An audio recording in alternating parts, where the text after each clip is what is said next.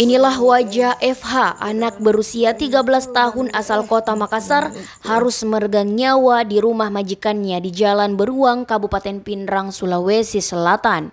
FH diketahui bekerja sebagai pelayan kafe ini diantar langsung oleh majikannya serta 4 orang rekan majikannya ke Makassar. FH diketahui bekerja sebagai pelayan kafe ini diantar langsung oleh majikan serta 4 orang rekan majikannya ke Makassar dalam kondisi meninggal dunia.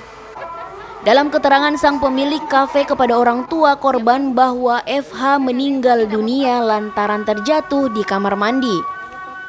Keluarga korban yang merasa janggal dengan kondisi tubuh korban yang memiliki banyak memar dan bekas pukulan curiga langsung membawa korban ke Rumah Sakit Bayangkara Makassar untuk dilakukan otopsi. Terlihat dari tubuh korban terdapat sejumlah luka memar di bagian rusuk kanan, telinga dan juga di bagian wajah serta hidung.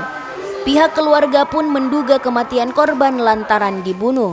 Sementara pihak kepolisian dari Polres Pinrang tengah memanggil 4 orang sebagai saksi, salah satunya yakni pemilik rumah yang juga merupakan majikan dan rekan kerja korban selama di kafe. Umurnya berapa? 13 tahun. Ini kenapa bisa misalnya awalnya sampai dikatakan meninggal? Seperti apa? Iya, bosnya yang menelpon. Dia telepon saya terus dia bilang meninggal anak tak. Terus saya bilang kenapa bisa meninggal? Dia bilang jatuh katanya dari kamar mandi. Jadi itu saja. Terus jadi saya bilang kita bawa pada mayat. Nah dia bilang jadi bagaimana ini bu? Ku bawa mayat. Aku bilang iya kita bawa mayatnya jangan simpan di situ. Bawa ke room, bawa ke sini. Dia bilang iya tunggu dulu Pak ibu cari ke ambulans. Itu saja. Terus dia terus sampai dia bilang nanti saya bawa ke mayatnya itu ibu. Aku bilang tapi kita yang antari. Dia bilang iya nanti saya yang antar ibu. Sampainya di rumah Kak, luka-luka apa yang ada di badannya anak tuh? Lebam di sini lubang, lecet di sini lubang dengan di sini sama di sini terus di sini lebam, telinganya bengkak baru keluar darah terus.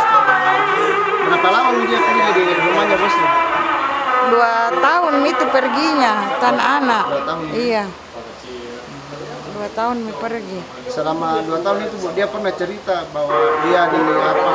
Enggak pernah aja cerita bilang cuma juga pernah aja itu juga ke tempatnya waktu masih kerja di Sidrap sama itu juga bosnya itu juga saya heran karena dia bilang meninggal ada di Pinrang kan ceritanya itu saya bilang dia di Sidrap kerja jadi saya juga bilang kenapa bisa meninggal di Pinrang terus dia bilang karena tutup di kafe ibu di Sidrap jadi saya ke Pinrang jadi aku bilang oh jadi di Pinrang gitu nah bilang iya ibu di Pinrang ki itu saya bilang saya pengetahuanku saya anakku kerja di Sidrap.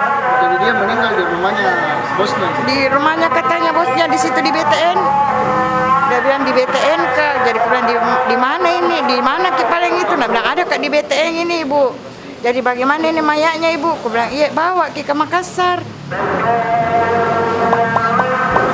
Terkait saksi-saksi, kami sebut saksi dulu karena penetapan status belum ini. Sementara di Polres Pinrang, sementara kita minta keterangan semuanya. Karena sambil menunggu juga hasil pemeriksaan awal dari otopsi jenazah terhadap korban. Ada berapa saksi yang diperiksa? Sejauh ini sekitar 4 atau 5 karena saya juga belum pasti berapa. Yang jelas ada 2 yang kami duga kuat sebagai pelaku sementara diperiksa di Polres. Yang 2 ini apakah salah satunya yang melaporkan itu atau bosnya? Ya, itu menurut keterangan yang kami dapat bahwa si terduga ini yang ditempati korban tinggal mungkin untuk bertahan hidup selama di Pinrang. Informasinya karena si korban ini tidak membersihkan anaknya secara bersih itu apakah itu seperti apa? Ya keterangan awal seperti itu. Cuman terkait teknisnya secara mendetail kami belum bisa kasih keterangan secara karena prosesnya masih berjalan. Ada barang bukti yang diamankan dari Inilah yang jadi kendala karena kejadiannya kami ketahui setelah korban berada di rumah duka di Makassar.